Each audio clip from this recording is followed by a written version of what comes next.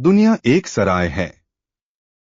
एक राज्य में एक राजा रहता था जो बहुत ज्यादा घमंडी था।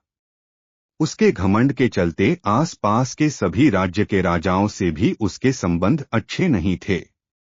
उसके घमंड की वजह से सारे राज्य के लोग उसकी बुराई करते रहते थे।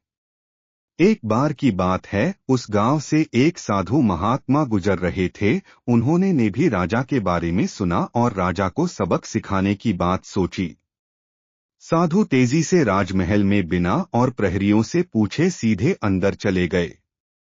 राजा ने देखा तो वो गुस्से से भर गया। राजा बोला, ये तो उदंडता है महात्मा जी, आप बिना किसी की आज्ञा के अंदर कैसे गए? साधु ने विनम्रता से उत्तर दिया, मैं आज रात आपकी इस सराय में रुकना चाहता हूँ। राजा को ये बात बहुत भी बुरी लगी। वो बोला, और महात्मा जी, ये मेरा राजमहल है, कोई सराय नहीं, कहीं और चले जाइए। साधु ने कहा, राजा साहब, तुमसे पहले ये महल किसका था?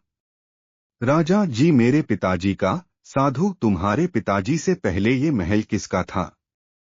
राजा, मेरे दादाजी का।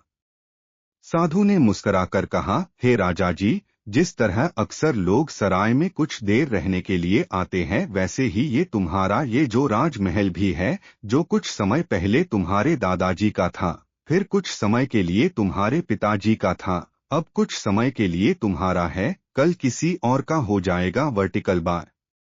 ये राजमहल जिस पर तुम्हें इतना घमंड हो रहा है, ये एक सराय ही है, जहां एक व्यक्ति कुछ समय के लिए आता है और फिर चला ही जाता है।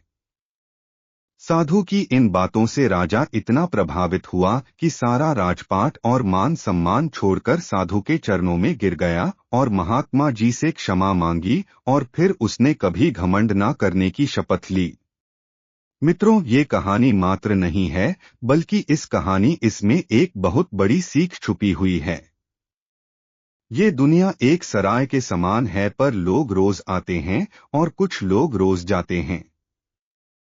अच्छी सोच रखिए और अच्छे काम करिए, क्योंकि इस सराय से एक दिन सबको जाना है। वर्टिकल